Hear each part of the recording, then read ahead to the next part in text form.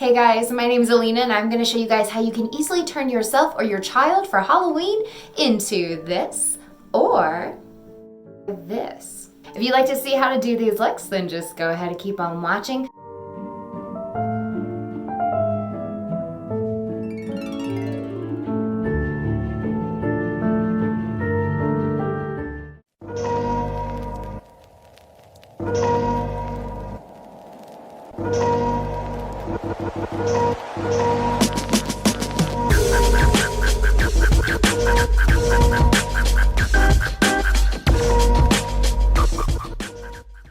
Hey guys, today is the first in a series that I'm going to be doing for, well, it can be for adults too, but this is specifically targeted towards children's makeup. How you can do their makeup for Halloween, how you can do it to where they can still wear a mask, have fun, be something fun, and do it in the simplest, most inexpensive way possible. I always have cover up and powder on before I start a body paint because it gives something for the paint to stick to. For children, obviously you're not gonna put cover up on them, so you can actually just powder up their face. Just do a thin layer of powder all over. It takes down that shine, gives the makeup something to stick to, and it'll last so much longer as they play and do their thing.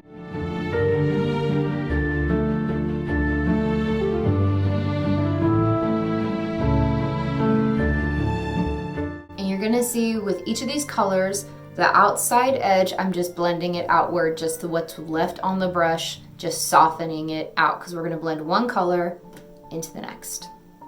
If you do need to add layers like you see me doing, you're gonna let the bottom layers fully dry. If you do this process while it's wet and you take a wet brush and stick it onto a wet surface, it's gonna actually pull the product off the face, especially with white. It is one of the worst colors to work with. That's why we're just gonna get it out of the way first.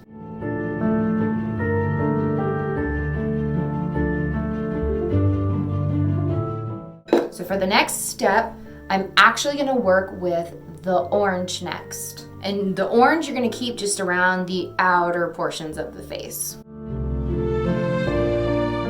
And this is where I like to keep the bottom edges soft so that kind of blends into your skin, so you don't just necessarily have a harsh mask transition.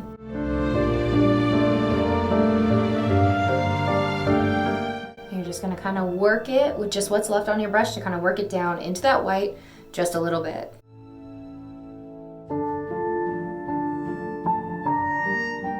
You bring this in about halfway under your eyes a bit, and same up on your eyelids. Okay, so next we're gonna work in a little bit of the yellow, so you're gonna wanna kind of water this down. So nothing too crazy harsh. So actually what I'm doing is I'm putting it on my brush and then I'm tapping my brush off on a paper towel to just make it just a little bit on here. And you're gonna put this just at those in-between points and work up into that orange, down on your brows a bit. And once you're happy that you can actually tell it's yellow, just work that thin layer, just work the rest of it into your orange, otherwise the orange is gonna be too cool. So bring it down around the mouth just a touch. Now we're gonna go back in with more of that orange and deepen it back out on just that outer half. And then just work it into those yellow points. I'm gonna bring that orange, just fade it down, because again, I'm not looking to just have a harsh mask on my face. It's just gonna be mostly up here. It is a mask in a sense, but it just has that soft transition back to your natural skin. Just a smaller brush, and I'm gonna get on the outer half, we're gonna make it the orange, and then yellow on the inner. You can do this part with a little eyeliner. I personally like to take just a really fine brush and a little bit of gray or black shadow, and we're gonna kind of just map out where we want the lines to be.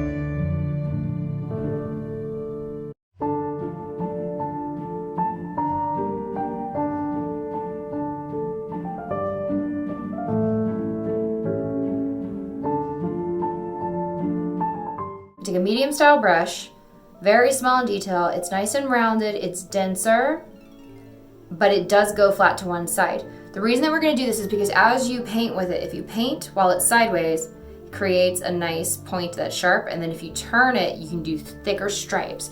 So then that way you're only having to do your stripes in one swipe. So you see how I start sideways, let it go thicker, and then go pointed, and my stripe's already done. It just helps with rotating your brush as you go.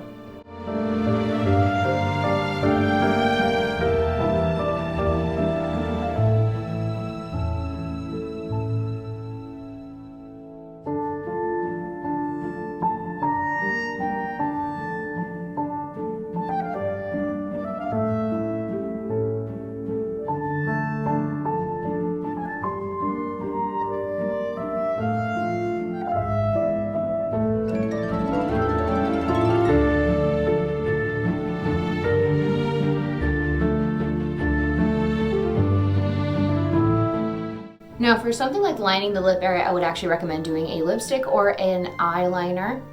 Do not put paint in their mouth. They won't be happy, you won't be happy, it's not a good thing.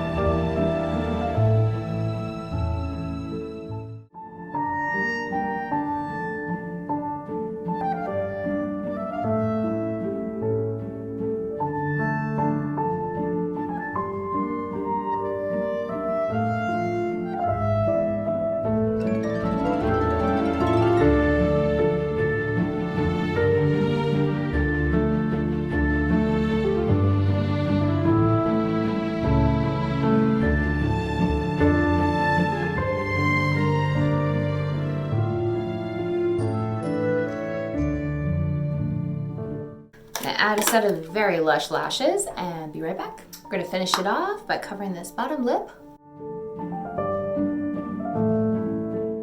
If you want to go a step further, you could even put in a pair of yellow contacts or something along those lines and really make your look pop.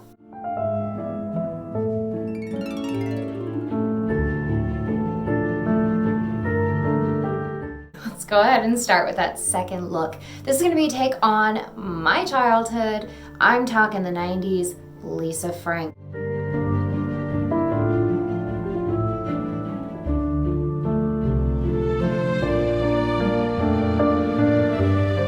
We're gonna start with the whites and go ahead and just use a dampened sponge to apply that.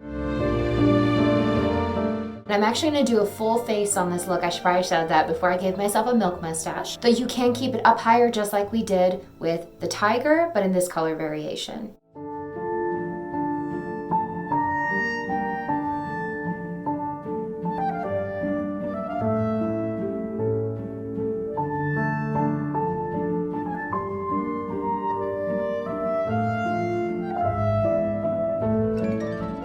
And I'm just gonna take some powder and set these areas and soften out the center of this because we're still gonna be blending in color. So again, keep the edges wet.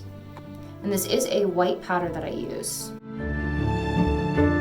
And moving on to some yellow.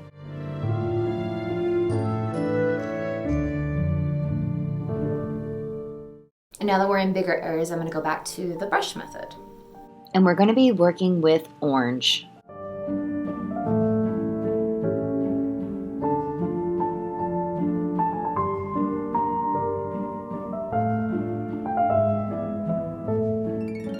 And just as we did before, it's best to build it up in layers for intensity. I don't have Lisa Frank Hot Pink, so what I'm gonna do is actually lay down the white and then just blend in reds. Now obviously this step would be a lot easier if I did have the proper pink, but you're going to see I'm going to be layering between the red and the white back and forth to blend down, and any area that gets a little bit too light, I'm going to go ahead and intensify the orange around it as well. Again, it's much easier if you just have pink.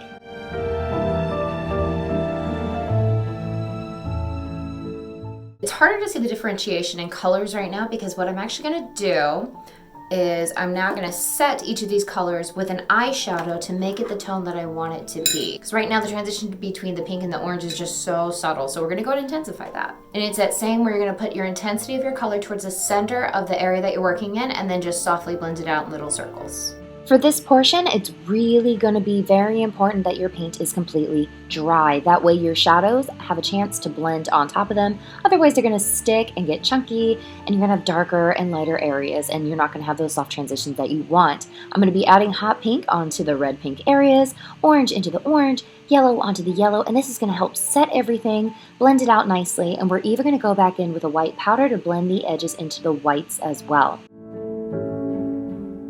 Not only is this going to help intensify those colors and give you the blends and transitions that you want, this is really going to help that makeup last all night, especially for kids. It's going to make a difference.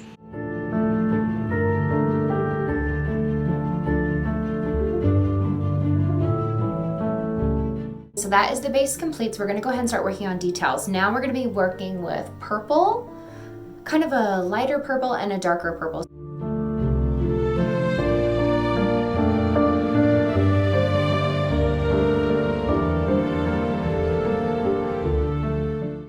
So the way that I'm doing my leopard spots is I'm literally just taking the brush, I'm pushing it down, then kind of wiggling it in different directions while it's pressed fairly flat against my face. So you want to vary it in sizes and what it's covering, and then some of them need to be curved.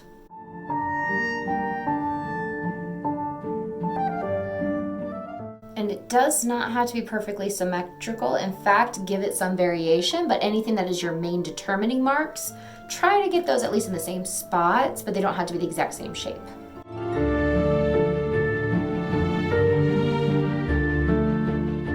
For these two spots, I'm kind of leaving a point where they're kind of where my brows would go.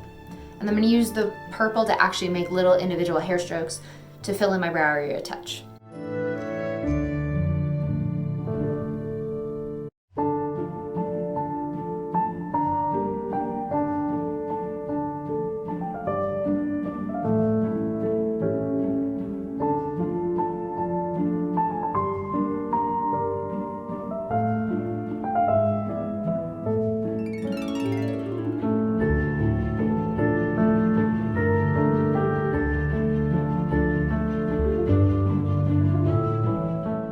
For this part of the mount, instead of doing just a straight line, we're going to do little connecting kind of horizontal lines. If that kind of makes sense, you're going to rotate them upwards.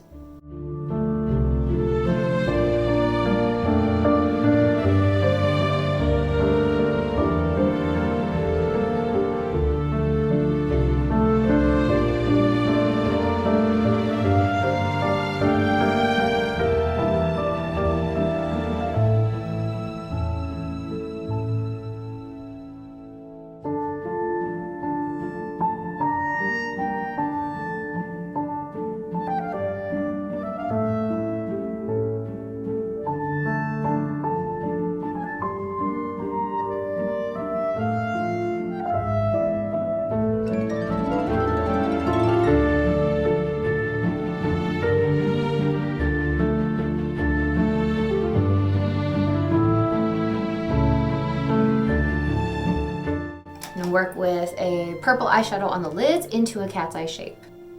You're going to only bring that shadow 3/4 of the way in, a lighter pink purple. Again, if you're working on a child, you can skip this entire eye step and go straight to finishing the nose, but who wants to stop there? And we're just going to do this kind of very soft cat's eye illusion because we don't want to lose that yellow on the brow bone. Don't be afraid to blend with your fingers to keep it soft into that white. Okay, we're going to bring a little bit of that same pinkish purple color below on the outer half. again, just keep this very blurred out and soft.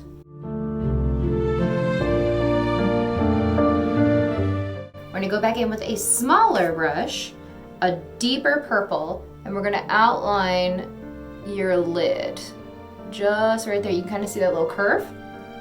And then work it down onto the outer third of your eyelid.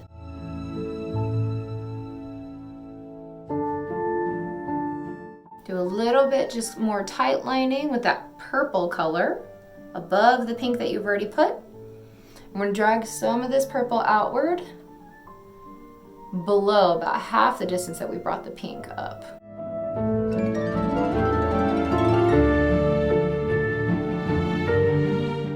Now we're gonna go back in with that same purple paint and we're gonna create a cat's eye liner. So I'm gonna start by creating a little corner on the inner part.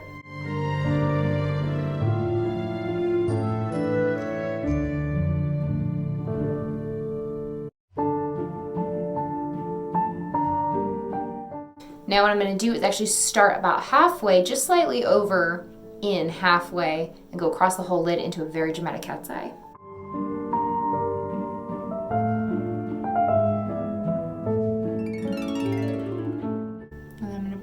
Down below the eye, and just a very thick cat's eye. That's gonna line up with that bottom eyelid. Now on the bottom, we're only bringing it in that halfway as well and just kind of fading it as it gets closer in. Again, some more of that pink blending up into that yellow now as that transition between the two. Just bring it over just below that yellow, below your brow. Don't get rid of that yellow. So we're gonna go ahead and do the nose really quickly. Same thing, we've been using that purple paint. You're gonna put it below your tip and then kind of bring it up on both sides. So you're gonna make your swoop below and then bring it more up to connect down.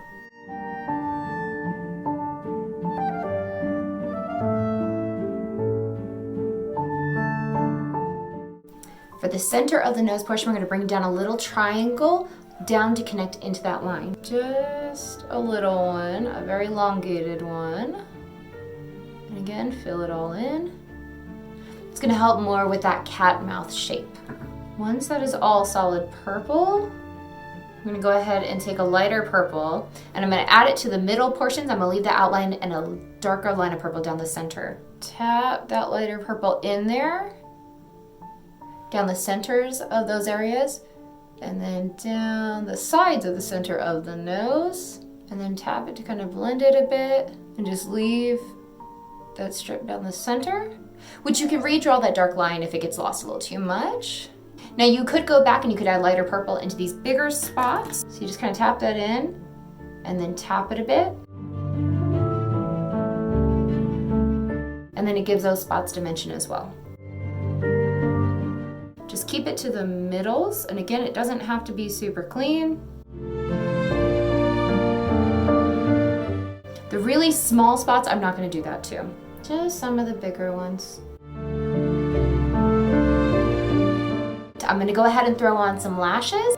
And this is the final look, guys. Again, you can keep it up here. You can even put the nose in the center of your nose where you draw it and then have it above your mask.